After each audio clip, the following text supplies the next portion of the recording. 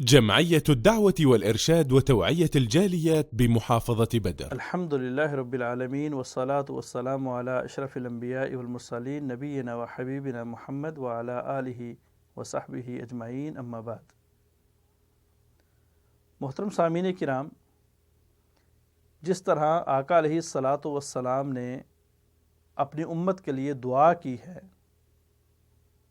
اور آپ کی دعا کو اللہ رب العالمین کی طرف سے امت کے لیے، لوگوں کے لیے راحت، سکون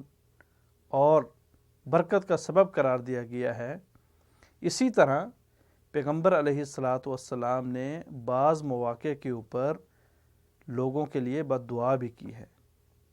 کسی کے لیے خیر مانگنا، بھلائی مانگنا،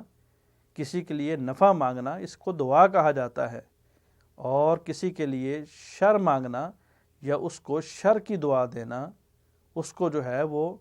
اللہ رب العالمین کی ناراضگی کی دعا دینا، اس کو بد دعا کہا جاتا ہے۔ اگرچہ پیغمبر علیہ الصلاۃ والسلام نے ہمیں صبر سکھایا ہے، تحمل سکھایا ہے، برداشت سکھائی ہے اور آخری حد تک سکھائی ہے، لیکن جب سر سے پانی گزرنے کا خدشہ ہو، جب گزر جائے، تو کسی کے لیے اپنی جھولی کو اٹھا لینا اور کسی کے لیے اپنے ہاتھوں کو اٹھا لینا،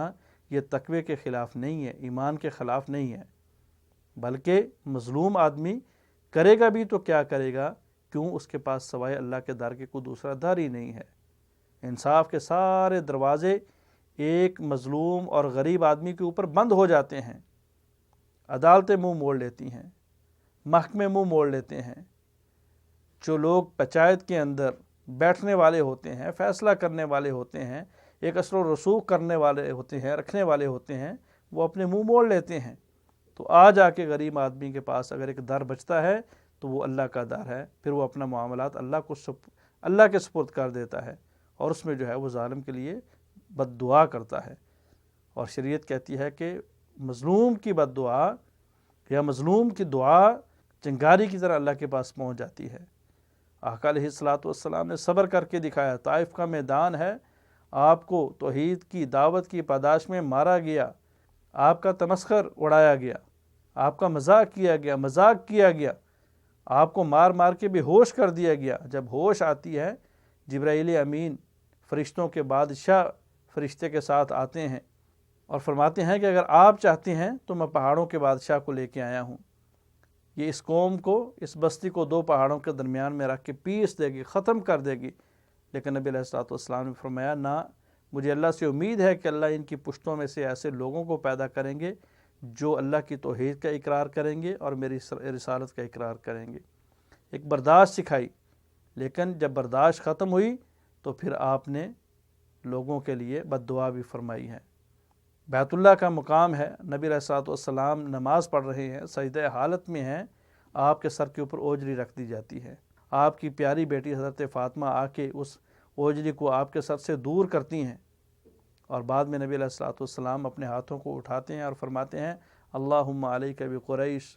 اللہم علیک بابی جہل۔ نبی علیہ الصلوۃ والسلام نے 7 آدمیوں کا نام لے کے ان کے لیے ہلاکت اور بربادی کی دعا کی، اور صحابہ کرام فرماتے ہیں کہ ہم نے ان 7 آدمیوں کو جنگ بدر میں قتل ہوتے دیکھا اور بدر کے مقام پہ ایک گندے کنویں کے اندر گرتے ہوئے دیکھا، اور آقا علیہ الصلوۃ والسلام کو گراتے ہوئے دیکھا۔ پیغمبر علیہ الصلوۃ والسلام نے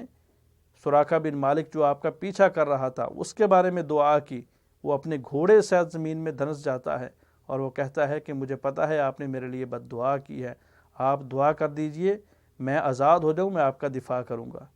اور اس نے دفاع کیا۔ نبی علیہ الصلوۃ والسلام نے جنگ احزاب کے موقع پہ یہ دعا کی ہے، اللہم منزل الکتاب سریع الحساب، یعنی آپ نے اپنے ہاتھوں کو اٹھا کے ان کی بربادی، ہلاکت اور ان کے لیے جو ہے وہ زلزال کی دعا کی ہے، اللہ تعالیٰ نے اسی وقت پوری کی ہے۔ تو گویا ثابت یہ ہوا کہ جس طرح پیغمبر علیہ الصلوۃ والسلام بطور رحمت للعالمین انسانوں کے لیے دعا کرتے تھے اور ایسے عمل بتا کے گئے ہیں کہ جن کی وجہ سے پیغمبر کی دعائیں ملتی ہیں، اسی طرح نبی علیہ الصلوۃ والسلام نے برداشت، تحمل سکھانے کے بعد ایک مرحلہ بد دعا کا بھی سکھایا ہے، یا بد دعا بھی کر کے دکھائی ہے، اور کچھ ایسے اعمال بھی بتائے ہیں کہ جن کے کرنے والے کے لیے پیغمبر علیہ الصلوۃ والسلام نے اس کو کوئی اچھے لفظوں میں یاد نہیں کیا، سب سے پہلا عمل بائیں ہاتھ سے کھانا کھانا۔ پیغمبر علیہ الصلوۃ والسلام کے سامنے ایک شخص آیا، بائیں ہاتھ سے بطور تکبر اور بطور فخر کھانا کھا رہا ہے۔ پیغمبر علیہ الصلوۃ والسلام نے فرمایا کل بیمینک، اللہ کے بندے دائیں ہاتھ سے کھا، اللہ نے ہاتھ دیا ہے، نعمت دی ہے، دائیں ہاتھ سے کھاؤ۔ کہا دائیں ہاتھ میرا اٹھتا ہی نہیں ہے۔ پیغمبر علیہ الصلوۃ والسلام نے فرمایا کہ اللہ کرے تیرا ہاتھ اٹھے ہی نہ۔ صحابہ کرام کہتے ہیں پھر زندگی کی سارے مراحل کے اندر موت کی دیوار تلک ہم نے اس شخص کو کبھی اپنے دائیں ہاتھ سے کھاتا نہیں دیکھا یا اپنے دائیں ہاتھ کو اٹھاتے ہوئے نہیں دیکھا۔ پیغمبر کی بد دعا فوراً اس کے حق میں قبول ہوئی۔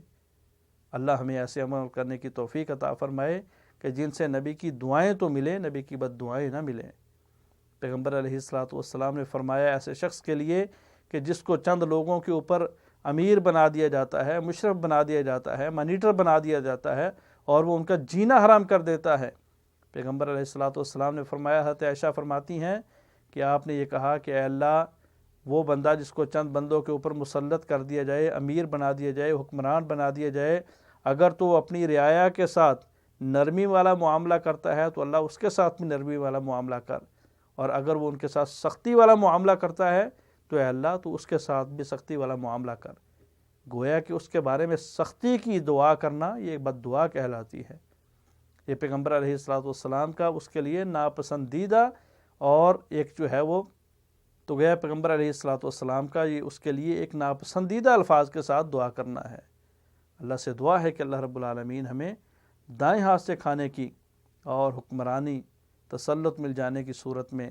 اپنی رعایا کے ساتھ نرمی کرنے کی توفیق عطا فرمائے تاکہ ہم نبی علیہ الصلوۃ والسلام کی بد دعاؤں سے بچ سکیں۔ السلام علیکم ورحمۃ اللہ وبرکاتہ۔